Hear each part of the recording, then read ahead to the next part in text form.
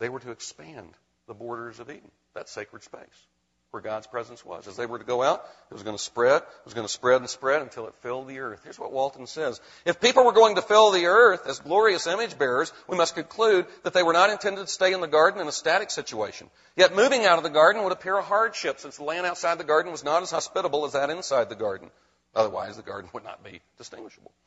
Perhaps then we should surmise that people were gradually supposed to extend the garden as they went about subduing and ruling. Extending the garden would extend the food supply as well as extend sacred space. That is, the temple. Now what this means then is that Adam was to widen the boundaries of the garden in ever-increasing circles, and his progeny by extending the order of the sanctuary and the presence of God into those inhospitable outer spaces. Now, I think what we have here then is 2/3 of the answer to our question of why Revelation 21, we're going to jump forward and then we're going to come back again. Why does Revelation 21 equate the new heavens and earth? Okay, I need to get that back up. I pushed the middle button, so whoever's helping me. My arms go this way and that, and so do my fingers. Why does John equate the new heavens and earth with a city in the shape of a temple that's garden-like? I don't know about the city yet. We haven't covered that. But basically, if Adam was to extend the garden, which was a temple, until it covered the earth, with God's glorious presence through his image bearers, it was to cover the whole earth. Finally, Revelation sees that commission in which Adam failed was fulfilled by the last Adam, Jesus Christ. And it's beginning to be fulfilled, as we'll see, but it's going to be consummately fulfilled. That is, the whole earth was to become the garden and the temple. Okay, that's 2/3 of the answer just right here in Genesis. Now, after Adam's fall and expulsion from the garden temple, humanity becomes worse and worse. Only a small remnant is faithful, and that is Noah and his children. Of course, we know that they go through the waters of the flood. I can't go into it, but there are some, like Meredith Klein, who think that the ark was the continuation of the temple. It is possible. I'm not quite as confident about that, but it is possible. More work needs to be done on that.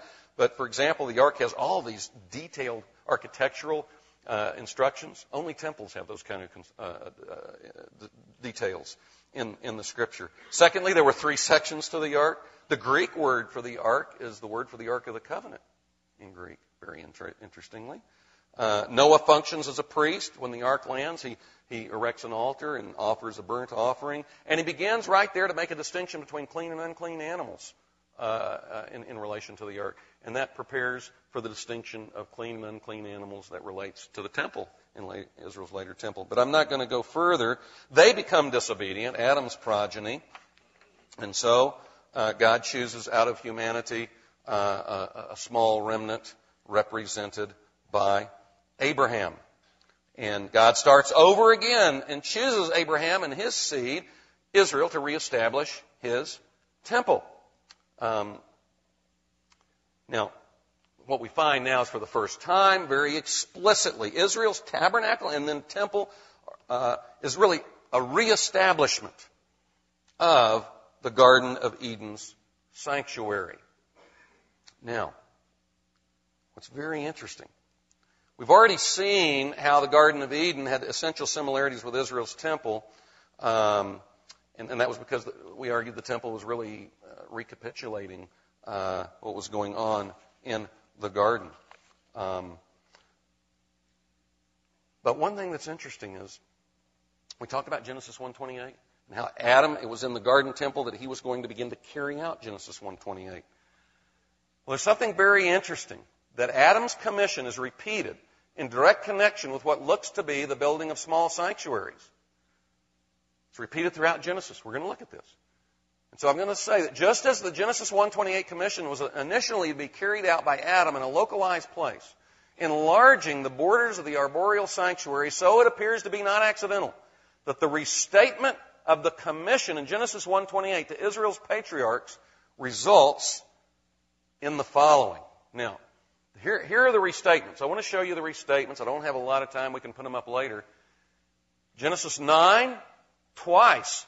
The Genesis 1:28 commission is applied to Noah. Look at Genesis 12, 17 and 22. Everything that's in the different colors, those are the allusions back to Genesis 1:28.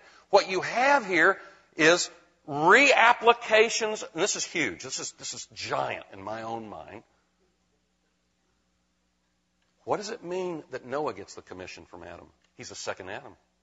What does it mean that Israel is repeatedly getting this through Abraham, and then we'll see through Isaac and Jacob? They're being given the mantle of Adam. They are now expected to carry out Genesis 1:28. Now, I know we don't have time to go through all of this, and so in questions, we can talk about this. It's also in my book, but this continues in Genesis 26 to the other patriarchs. It begins to be fulfilled in chapter 47. Notice in Egypt they were fruitful and became numerous, and then you'll notice the orange stuff down there. Jeremiah 3, Ezekiel 36, Zechariah 1, Daniel 2, Isaiah 54. Apply Genesis 1:28 to the end time when God's people are going to establish a sanctuary. Now, let me go back for a moment. All of those Genesis 1:28 applications, notice the orange up there, those Adamic commissions that are reapplied where it's clear the patriarchs are building little temples. Why would that be? It just enhances their connection with Adam. They're starting with little Edenic, garden-like sanctuaries, trying to apply Genesis 1:28. Let me give you one example of this. Here's the typical pattern in the patriarchs. Now, this is where these 6 elements occur where Genesis 1:28 is applied. Okay? First of all, God appears to them. They pitch a tent, literally a tabernacle. The Hebrew word is ohel, which is often a word for the tabernacle. It's on a mountain. They build altars and worship God, calling on the name of the Lord, which is worship. They act like priests. The place where these activities occur is often called Bethel, the house of God, a word for the temple. And I noticed, but I was a little reticent to say it in my book, but there was always the presence of a tree. It was either already there or was planted. Finally, I was reading a book by a well-respected conservative Old Testament scholar, and he said in these situations, he wasn't making the point I'm making at all. He said he felt this is a reminiscence of Eden. I said, if he can say it, I'll footnote him and I'll include it. And so the commission is repeated, for example, to Abraham. I'll greatly bless you, multiply your seed will possess the gate of their enemies. God expresses the universal scope of the commission by underscoring that the goal is to bless, notice, all the nations of the earth. See the expansion again? It's to go to all the earth. So it's natural in the initial statement of the commission in Genesis 12, God commands Abraham, go forth from your country, be a blessing. And in you all the families of the earth will be blessed. When you read almost every commentary on the book of Genesis, it starts chapter 12 as if it's a brand new book. You find a few articles that are exceptional. Chapter 12 and verse 1 is continuing what Adam failed in. It's continuing what Noah failed in. Abraham's an Adam figure. Jacob's an Adam figure. Isaac and Israel. They're doing what Adam should have done. And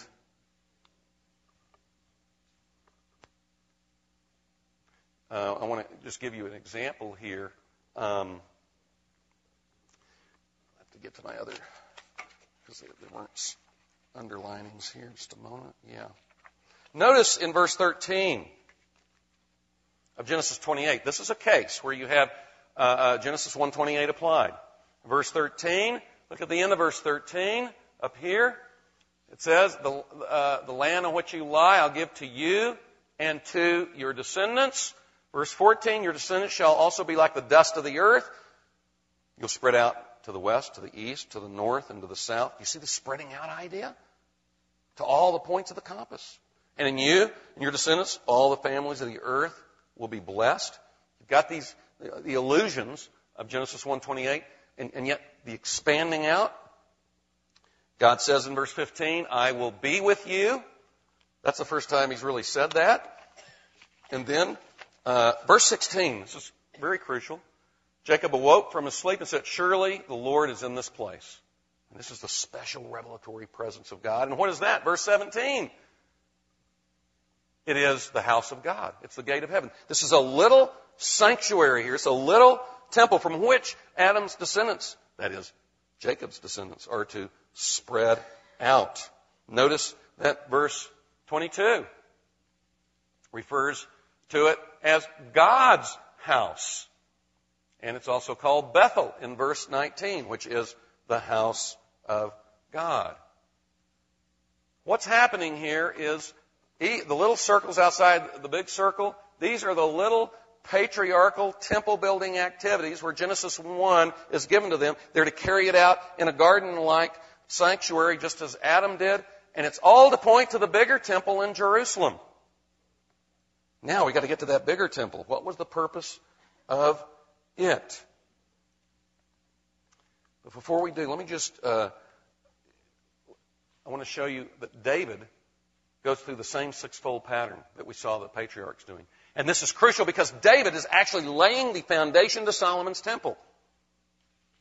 David's preparatory actions include all the same elements found with the small-scale temple building activities of Abraham, Isaac, and Jacob, which confirms their activities were indeed miniature versions or pointers to a later sanctuary. And here's what David did.